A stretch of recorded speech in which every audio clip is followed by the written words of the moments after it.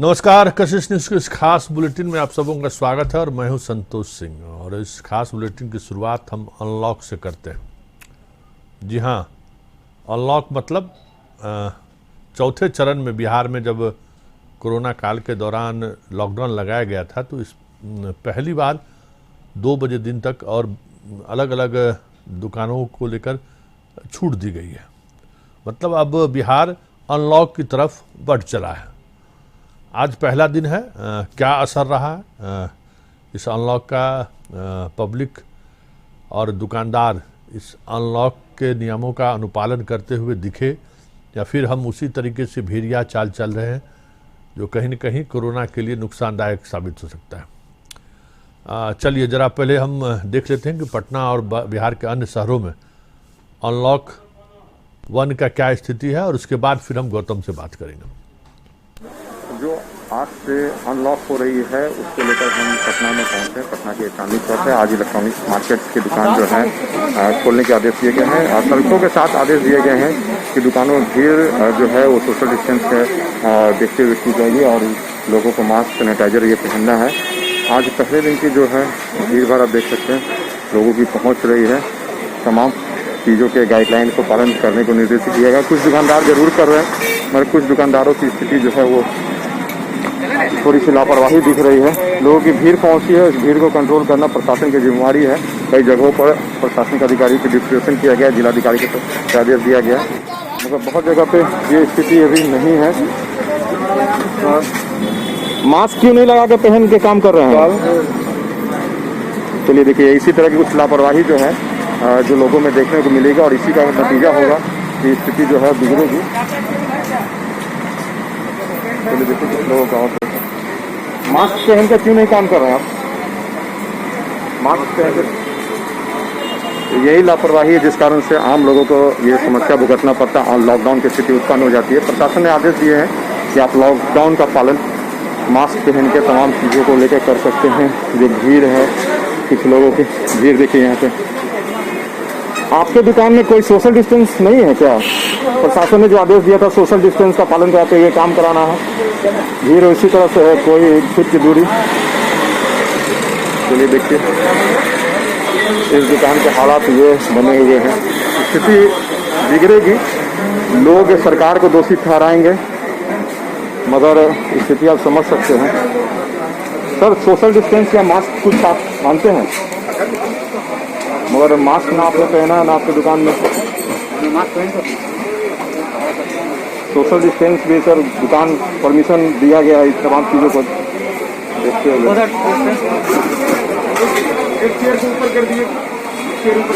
चलिए यही लापरवाही है, इसी कारण लॉकडाउन लगता है और आम लोग रोजी रोटी के लिए मोहताज हो जाते हैं और इसी की स्थिति को दिखाने के लिए प्रशासन भी जो है आदेश दिया है। भाई साहब, मास्क लगाना जरूरी है? मास्क लगाना जरूरी है सर? मास्क लगाना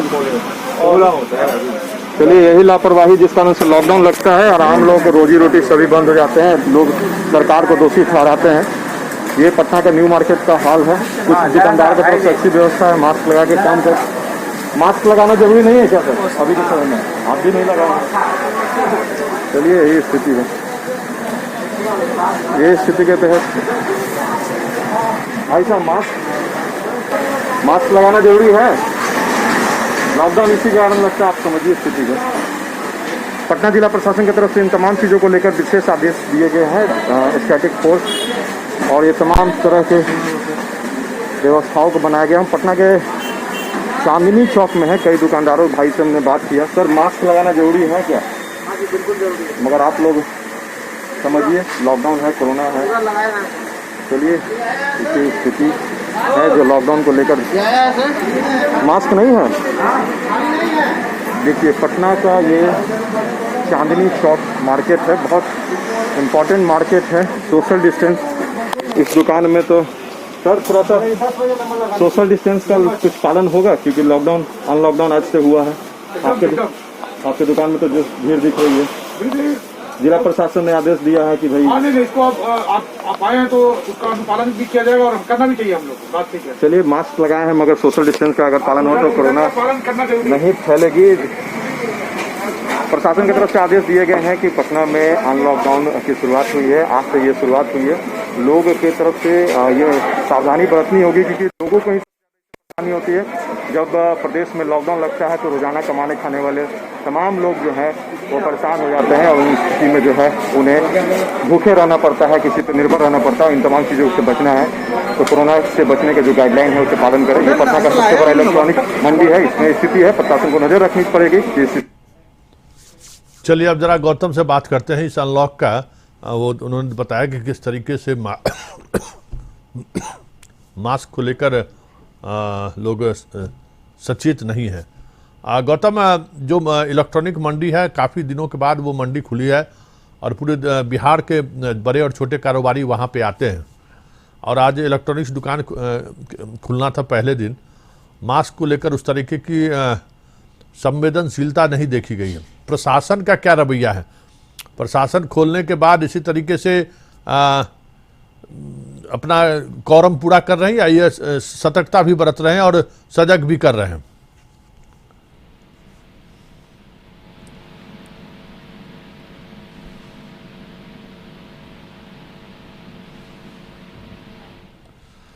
गौतम से लगता है सवाल संपर्क नहीं हो पा रहा है। गौतम, अनलॉक 2 का क्या असर देखने को मिला है अनलॉक 1 का? जिस तरीके से आज इलेक्ट्रॉनिक्स दुकानें खुली हैं, अधिकांश लोग मास्क में नहीं दिखाई दे रहे थे। ओवरऑल आज पहला दिन कैसा रहा?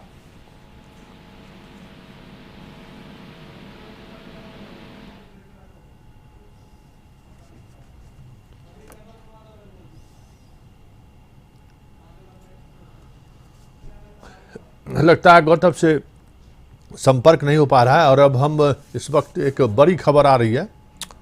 खबर बड़ी नहीं है, लेकिन जीतन राम मांझी के राजनीतिक जीवन पर अगर आप गौर नहीं कर रहे हो तो आपके लिए ये खबर है, और अगर गौर कर रहे हैं तो फिर ये कोई खबर नहीं है। जीतन राम मांझी की ये शैली रही है कि दबाव बनाओ, कुछ मिल जाए तो फिर पीछे हट जाओ, नहीं मिले तब भी पीछे हट जाओ। और ये शैली उस वक्त से देखने को मिला है जिस वक्त से वो नीतीश कुमार उन्हें गद्दी पर बिठाए थे। इस बार भी कई तरह की चीज़ें हैं जिनको लेकर वो दबाव बनाने की कोशिश कर रहे हैं, लेकिन जब नीतीश कुमार की तरफ से उस दबाव का कोई जवाब सामने नहीं आया, तो फिर जो इनका परंपरागत तरीका रहा है बैकफुट पर आने का, वो बैकफुट पर आ गए हैं। अब ये एनडीए में रहेंगे और एनडीए में ही सब कुछ होगा। चलिए, हमारे साथ अशोक मिश्रा जी जुड़ गए हैं, हमारे ब्यूरो चीफ। देखिए, जीतन राम मांझी इस तरीके से बैकफुट पहले भी आते रहे हैं, इस बार भी आ गए, लेकिन फ्रंट फुट पर ये जाते क्यों हैं?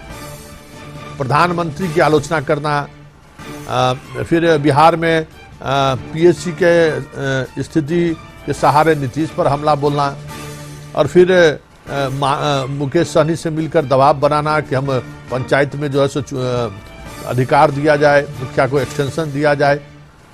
मिला तो कुछ नहीं, लेकिन ये फिर आप आज कह रहे हैं कि हम एनडीए में हैं, एनडीए में रहेंगे। इसका क्या मतलब है? बिल्कुल, देखिए संतोष जी, जीतन राम मांझी हर समय मीडिया की सुर्खियों में रहना चाहते हैं, और शायद यही वजह है कि वो बराबर कुछ न कुछ इस तरह की गतिविधि करते हैं या मीडिया में ऐसा बयान देते हैं। तो मीडिया के लिए हॉट केस तो होता है, लेकिन इसमें मांझी की छवि एक तरह से धूमिल होती है और उन्हें बार बार बैकफुट पर आना पड़ता है। आज से 2 दिन पहले उन्होंने प्रदेश कार्यकारिणी की बैठक की, और उसके ठीक पहले मुकेश सहनी से वो मिले थे, और उसके पहले जो उन्होंने कोविड वैक्सीन लिया था उसमें प्रधानमंत्री को लेकर के उन्होंने एक गंभीर टिप्पणी की थी। तो मांझी पिछले 1 सप्ताह से सुर्खियों में थे, और खास करके मंगलवार को जो लालू प्रसाद यादव जी के 48वीं वैवाहिक वर्षगांठ पर जो उन्होंने बधाई दी थी, उससे ये कयास लगाए जा रहे थे कि कहीं न कहीं एनडीए में कुछ खिचड़ी पक रही है और मांझी और मुकेश सहनी साथ छोड़ सकते हैं एनडीए का। लेकिन आज मांझी के पार्टी के राष्ट्रीय कार्यकारिणी की बैठक थी, हालांकि वो वर्चुअल मीटिंग थी, लेकिन इस मीटिंग में जीतन राम मांझी ने साफ तौर पर कहा है कि वो एनडीए में ही हैं, रहेंगे, और गरीबों की वो आवाज उठाते रहेंगे, आम जनता की जो समस्या है उस मुद्दे को वो उठाते रहेंगे। इससे साफ जाहिर है कि मांझी के बारे में जो भी मीडिया में खबरें आई थी उसको लेकर के ना तो आरजेडी खेमा या विपक्षी खेमा ज्यादा उत्साहित था और न एनडीए उनको तवज्जो देने के मूड में था। और यही परिस्थिति रही कि जीतन राम मांझी को फिर से बैकफुट पर आना पड़ा है और उनको सफाई देनी पड़ी। जी, मेरे साथ अशोक मिश्रा जी थे और अशोक मिश्रा जी भी बेहतर जीतन राम मांझी को समझते हैं कि किस तरीके से वो दबाव की राजनीति करते हैं, लेकिन ताकत नहीं है। जिस वोटर के सहारे वो राजनीति करते हैं, सियासत करते हैं, वो वोटर ही उनके साथ नहीं है। कई जगह पिछले चुनाव में भी हर जगह हर जिले में अलग अलग ट्रेंड रहा उनके वोट बैंक का। अभी नीतीश के साथ हैं, 4 विधायक हैं, उन 4 विधायक के सारे एक बेटा मंत्री भी है और अब नीतीश से इससे ज़्यादा हमें लगता है कि उम्मीद की अब कोई गुंजाइश नहीं है। और दबाव की राजनीति तो कदापि बर्दाश्त नहीं करते हैं नीतीश। जब भाजपा जैसे आप बड़े भाई कह सकते हैं कि हैसियत रखने वाले भाजपा के नेताओं की जब वो नहीं सुनते हैं तो फिर जीतन राम मांझी और मुकेश सहनी किस गली के नेता हैं? क्योंकि दोनों कहीं न कहीं परजीवी नेता कह सकते हैं आप, कि अपना कोई वजूद नहीं है। किसी पार्टी के साथ आप अगर जुड़ के 2-3 सीट जीत लें तो जीत लें, अकेले लड़ने की ताकत नहीं है और ना ही अपने वोट पर उस तरीके का एकाधिकार है जिस तरीके का एकाधिकार कभी रामविलास पासवान का हुआ करता था। चलिए अब दूसरी खबर पर बात करते हैं। अनलॉक पर ही खबर करते हैं कि देखिए थोड़ा मोकामा में क्या हाल है, जरा इसको आप भी देखिए।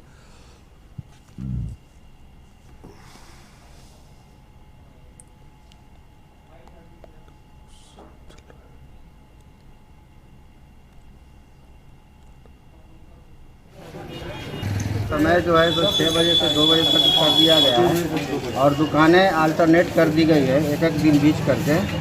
उसी में कुछ लोगों के द्वारा जो है दुकान खोल लिया गया था, इसे हम लोग बंद करा रहे हैं, सख्ती से बंद करा रहे हैं। सोमवार, बुधवार और शुक्रवार को खास तरह की दुकानें खुलनी हैं और मंगलवार, बृहस्पतिवार, शनिवार को दूसरे किस्म की दुकानें कुछ हैं जो नोटिफाइड किए गए हैं, उन्हीं का अनुपालन करवाने के लिए आज हम लोग दुकान में जा रहे हैं। और चलिए बारिश से बेहाल बिहार। कल की बारिश से काफ़ी नुकसान हुआ है बिहार में और एक ऐसा नुकसान हुआ है जिसकी भरपाई करने में बरसों लग सकता है। जी हाँ, सिमरिया में जो 6 लेन पुल का निर्माण हो रहा है उसका जेटी और ये देखिए कैसे डूब रहा है, जरा ये तस्वीर देखिए। इस तूफान का असर है और उस तूफान में जेटी भी डूब गया और जिस क्रेन से पुल निर्माण का काम चल रहा था वो क्रेन भी डूब गया। और यही स्थिति हुई थी बख्तियारपुर ताजपुर जो 4 लेन बन रहा है वो भी 6 लेन है। उसके पुल के निर्माण के दौरान 4 वर्ष पहले इसी तरीके से जेटी और जो पिलर पर जो पुल चढ़ाया जाता है वो टूट गया था और उसके बाद चीन से बनकर आने में उसे 4 वर्ष का समय लगा और उस दौरान काम पूरी तरह से बाधित रहा। ये भी एक बड़ा नुकसान है जो भी जिस कंपनी को ये जिम्मेवारी दी गई है पुल निर्माण के लिए, क्योंकि इस जेटी और इस तरह से डूबने से फिर से एक नए तरीके से उनको निर्माण कराना पड़ेगा और उसमें काफ़ी वक्त लगता है। सौरभ हमारे साथ जुड़ गए हैं। सौरभ, ये जो 6 लेन बन रहा है इसके जेटी और किरान के डूबने से कितना नुकसान हुआ है इस कंपनी को, आर्थिक ही नहीं काम के प्रगति पर भी कितना नुकसान हुआ है? देखिए, निश्चित रूप से आंधी और तूफान की वजह से जो सिमरिया गंगा घाट पर 6 लेन पुल का निर्माण हो रहा था उसको बड़ा नुकसान हुआ है। आंधी के दौरान ही जो जेटी और मैकेनिकल क्रेन कहा जाता है जो बड़ा था वो 13 नंबर पाया पर काम कर रहा था। हालांकि सुखद यह रहा है कि जो वहाँ काम हो रहा था उस समय वहाँ जेटी पर जो मजदूर थे उन्हें हटा लिया गया था और बाद में एक लाइव तस्वीर सामने आई जो लगातार आंधी के दौरान धीरे धीरे करके जेटी के साथ पूरा मैकेनिकल क्रेन गंगा नदी में समा गया और वहां से बह गया। तो निश्चित रूप से एसके सिंगला कंपनी इस निर्माण कार्य को करा रही है और लगभग 1150 करोड़ की लागत से यह 6 लेन पुल बन रहा है। तो निश्चित रूप से कंपनी को लाखों रुपये का घाटा तो जरूर हुआ है, इसके साथ ही कार्य भी बाधित होगा। पिछले साल भी 13 नंबर पाया के निर्माण के दौरान गंगा में उसका बह गया था, उस समय भी काम बाधित हुआ था। तो निश्चित रूप से एक कार्य में बाधा भी उत्पन्न होगी और लाखों रुपए का नुकसान कंपनी को भी हुआ है। जी चलिए, बहुत बहुत धन्यवाद। हमारे साथ सौरभ जुड़े हुए थे बेगूसराय से। अब हम बात करते हैं इसी तरीके के नुकसान की। बगहा से ये खबर है, गंडक पर जो पिपरा पिपरासी तटबंध है उस तटबंध को भी काफ़ी नुकसान पहुंचा है इस बारिश की वजह से। आप देख रहे हैं कि तटबंध के प्रोटेक्शन के लिए जो काम किए गए थे, इसी वर्ष वो प्रोटेक्शन का काम हुआ है, वो प्रोटेक्शन का काम पूरी तरह से ध्वस्त हो चुका है। बारिश का ये आलम रहा है। और देखिए, हम तैयारी कर रहे थे यास चक्रवाती तूफान का, लेकिन यास चक्रवाती तूफान का जितना नुकसान नहीं हुआ, उससे कहीं बड़ा नुकसान कल के 2 घंटे के इस आंधी तूफान और बारिश की वजह से हुई है। आप देख सकते हैं कि किस जो पिपरासी गंडक नदी पर जो तटबंध है, उस तटबंध की सुरक्षा के लिए जो प्रोटेक्शन वाल खड़ा किया गया था, वो वाल पहली बारिश में ही पूरी तरह से ध्वस्त हो चुका है। हमारे साथ राकेश जुड़ चुके हैं बगहा से। राकेश, क्या वजह है, क्या माना जाए, काम में कोताही या फिर मौसम के मार? जी, अभी जो पिपरासी जो तटबंध है, जो यूपी और बिहार के सीमा पर स्थित है, जो दोनों क्षेत्र के लोगों को बाढ़ के गंडक नदी के पानी से बचाने के लिए बनाया गया था, जिसका प्रोटेक्शन काम चल रहा था, तटबंध को बचाव के लिए जो बोल्डर पिचिंग काम चल रहा था, अभी काम चल ही रहा था। और मतलब जो बचाने के लिए जो अब पहली बारिश में जो बता दें कि मामूली सी बारिश 1/4 पानी आया था, मात्र 1.25 लाख क्यूसेक पानी गंडक नदी के बराज से छोड़ा गया था। उसके डिस्चार्ज के बाद ये जो बनाया गया था, जो बोल्डर पिचिंग की गई थी, जो स्पर्श बनाए गए थे, वो पूरे तरह से ध्वस्त होने लगे हैं। तो सबसे बड़ी बात है, इस गंडक नदी में 500 से 600 क्यूसेक पानी बरसात के दिन में, बाढ़ के दिन में जब छोड़ी जाती है, तो उस समय इसकी हालात क्या होगी, जो 1.25 लाख पर ही इसकी डैमेज हो गया है। और इससे तटबंध को बचाने के लिए यह काम कराया जा रहा था, ताकि क्षेत्र से यूपी और बिहार के दर्जनों गांव इससे प्रभावित होते हैं। जब तटबंध में कटाव होता है, इसके पानी से यूपी और बिहार के दर्जनों गांव प्रभावित होते हैं। जो सीमावर्ती कुशीनगर जिला है, वो भी प्रभावित होता है, और बिहार के कई गांव प्रभावित होते हैं। तो जो अभी जो काम चल रहा था, जो निर्माण काम हुआ है, जो पूरे तरह से देखा जाए तो काम में कोताही बरती गई है। जो अभियंता थे, वो काम मुस्तैदी से नहीं कराए हैं, उसमें निर्माण कार्य सही नहीं हुआ। उसका आरोप सिक्टा के माले विधायक ने भी निरीक्षण किया था, और इसका खुलासा भी किया कि जो प्रोटेक्शन वर्क किया गया है, वो घटिया किया गया है, जिसके कारण ये पहली बरसात में थोड़ा सा पानी में पूरे जो बगहा से जुड़े हुए थे राकेश। और इस घटिया निर्माण को लेकर लोगों की क्या शिकायत है, जरा आप भी सुनिए। विधायक भी वहाँ निरीक्षण करके माले के विधायकों ने शिकायत दर्ज कराई, क्या शिकायत है, जरा आप भी सुनिए।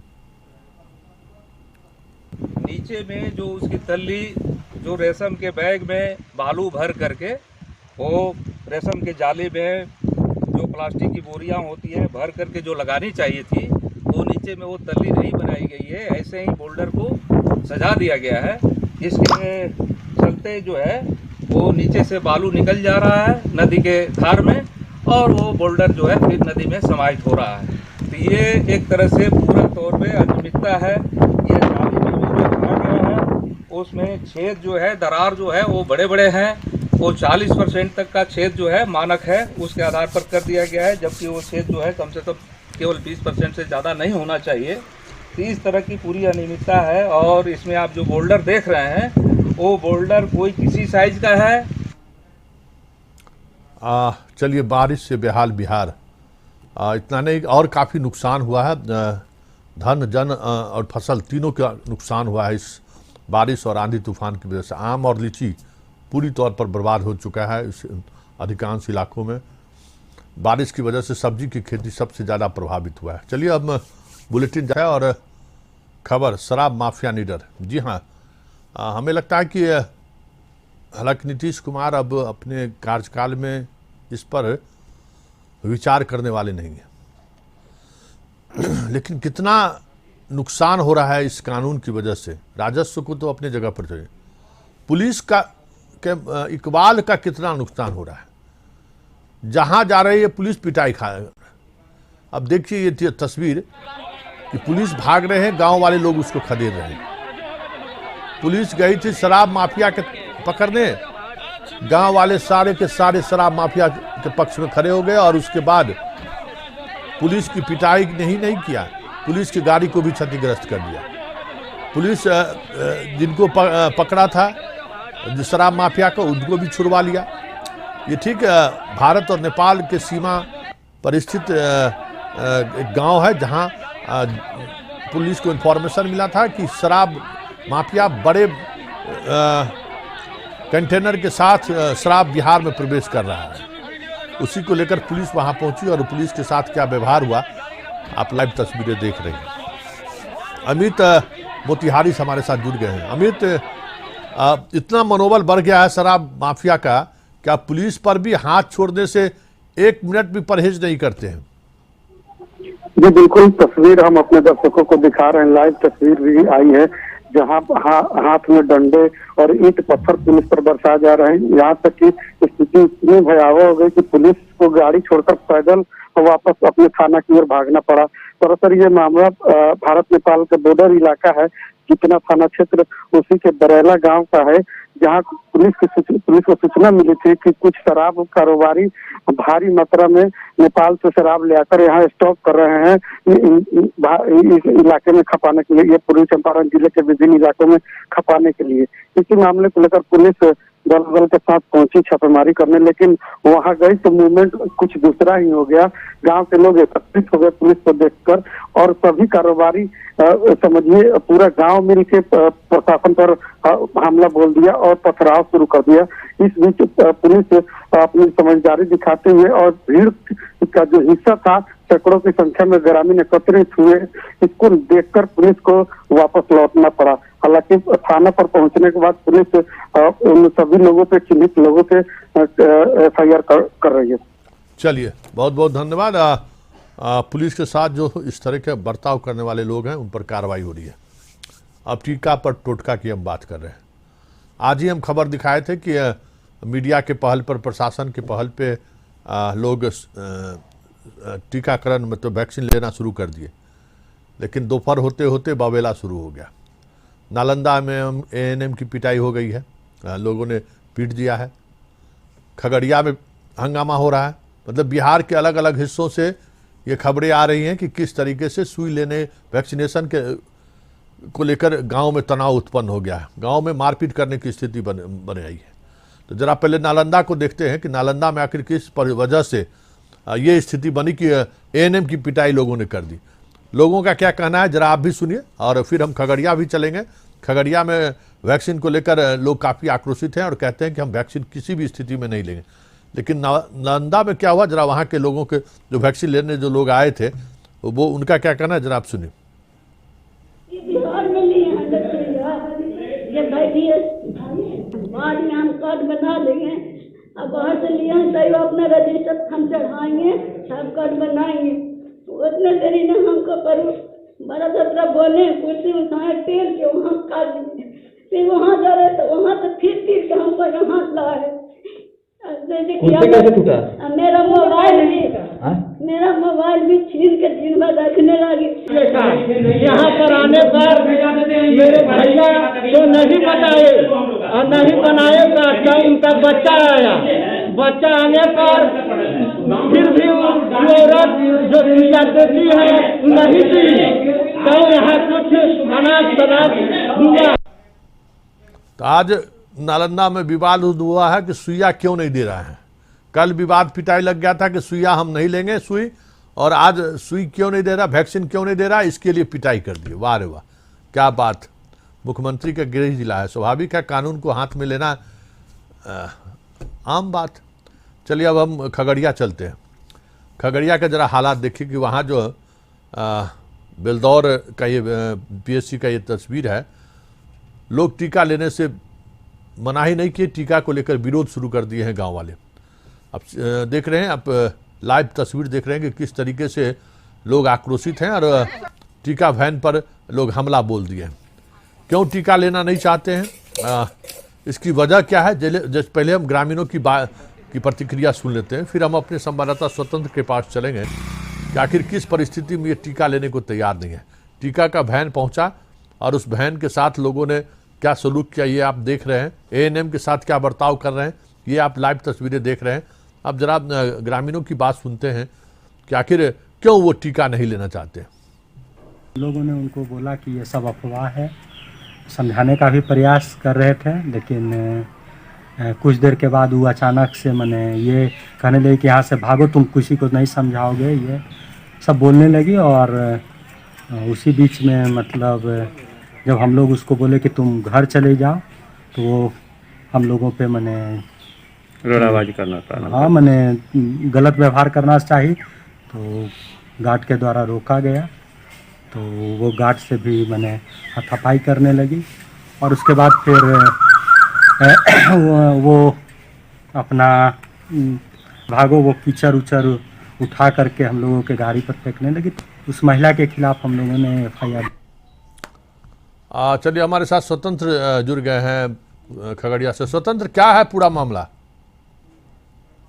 तो जी कोरोना टीका को लेकर के खास करके ग्रामीण इलाके में जबरदस्त अफवाह फैला हुआ है और इसी का नतीजा है कि खगड़िया के बेलदौर प्रखंड के 50 गांव में एक मेडिकल टीम जो है वहां वैक्सीनेशन के लिए जाती है और वहां पे अचानक महिला का एक समूह आ जाता है और वो लोग विरोध करते हैं। उन लोगों के मन में एक डर को क्रिएट कर दिया गया है अफवाह के जरिए कि कोरोना टीका लेने से शरीर को नुकसान होगा और इसी के वजह से वहां महिलाएं जो है वो विरोध करने लगी, वो टीका लेने से इनकार कर दी। तब इसकी सूचना मेडिकल टीम जो है बेलदौर के वीडियो और सीओ को देते हैं। वीडियो सीओ वहां जैसे जाते हैं तो महिला सब विरोध करने लगी। उनके कई पुलिस कर्मी को जो है घेराव कर लिया और यहाँ तक कि रोड़ेबाजी भी करने लगे और वहां जो अधिकारी पहुंचे थे उनके साथ बदसलूकी भी करने लगे। बाद में पुलिस जाती है, सीनियर अधिकारी जाते हैं, ग्रामीणों को समझाया जाता है, तब मामला शांत हुआ है। हालांकि महिला समेत 5 अज्ञात के खिलाफ बेलदौर थाना में केस दर्ज हुआ है और अभी जो हमें जानकारी मिली है कि सीनियर अधिकारी ने वहां 1-to-1 लोगों से बात किया है, उन्हें समझाया है, जिसके बाद 1 दर्जन से अधिक लोगों का टीकाकरण हुआ है। चलिए, बहुत बहुत धन्यवाद। हमारे साथ स्वतंत्र जुड़े हुए थे और ये अच्छी खबर है कि समझाने के बाद लोग टीका ले रहे हैं। जी हाँ, अब हम बात बैंक घोटाला की करते हैं। बक्सर के दक्षिणी ग्रामीण बैंक से करोड़ों रुपए ग्राहक के अकाउंट से गायब हो गए हैं। आज जांच टीम पहुंची है, सीनियर ऑफिसर्स पहुंचे हैं और पूरे बैंक के कागजात को खंगाला है कि आखिर ये कैसे हो गया। लेकिन सवाल ये है कि अगर बैंक में पैसा सुरक्षित नहीं रहा तो फिर पब्लिक कहाँ पैसा रखेंगे। ज़रा आप भी सुनिए, जांच टीम जो पहुंची है उसमें शामिल अधिकारी क्या कहते हैं। ज़रा पहले इनकी बात सुन लेते हैं, फिर हम अपने रिपोर्टर से समझने की कोशिश करेंगे कि इस जांच का मतलब क्या है। करोड़ों रुपये अकाउंट से गायब हैं और अभी जांच ही चल रहा है। क्या है कहना है, जरा आप भी सुनिए, उसके बाद फिर हम अपने रिपोर्टर से बात करेंगे। जितना पैसा निकाला गया है उसको अपडेट करवा कर दिया जा रहा है कि अवैध निकासी किया गया है। आप निकासी नहीं किए हैं? नहीं सर। तो खाते से पैसे आपका गायब हो गया? खाते से पैसा गायब। तो इसकी शिकायत आप लोग किए हैं? जी सर। रनिंग हो गया, बताइए। चल गई शादी के खातिर धले रनिंग हो गई, 60,000 रुपया हमारे चल गई। बैंक प्रबंधक का मोबाइल स्विच है वो खराब है, उसके जगह पे एक दूसरे प्रबंधक को यहाँ चार्ज दिया गया है। LDM आए हुए हैं, जांच चल रही है। जांच में जो कुछ तथ्य सामने आएगा उसके विरुद्ध बेहतर कार्रवाई होगी। कितने लोगों का अकाउंट अब तक आप यहाँ चुकी इन्वेस्टिगेट कर रहे हैं? सैकड़ों लोगों का अकाउंट इस तरह का हुआ। FD को भी तोड़ दिया गया है, उसकी भी पैसा। चलिए, FD भी तोड़ दिया गया। मतलब अगर बैंक में पैसा सुरक्षित नहीं रहे तो फिर पैसा कहाँ सुरक्षित रहेगा, वो भी सरकार के बैंक में। सिर्फ अकाउंट से ही पैसे नहीं गए हैं, अकाउंट से पैसे नहीं। अब जांच के दौरान ये भी पता चला कि जो FD करके लोग रखा, कितना बताइए, कितने लोग उम्मीद से पैसे जमा करके अपनी बेटी शादी में या फिर बेटे की पढ़ाई को लेकर या घर में किसी प्रयोजन को लेकर ये फिक्स डिपॉजिट करते हैं और वो फिक्स डिपॉजिट तोड़कर अगर बैंक कर्मी फरार हो जाए तो आप समझ सकते हैं।